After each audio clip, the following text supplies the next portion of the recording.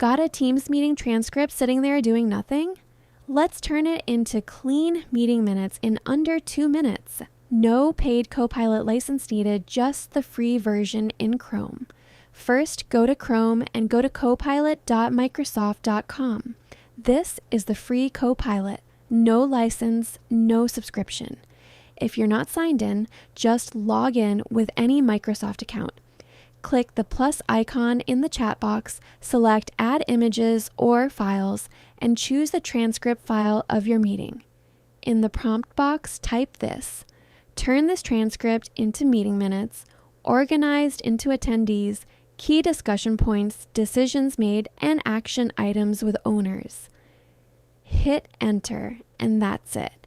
Copilot hands you organized minutes in seconds.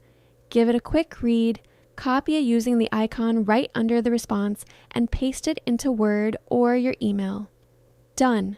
No manual note-taking. That's the whole workflow. Ready the meeting transcript, upload, one prompt, done. Try it on your next meeting transcript.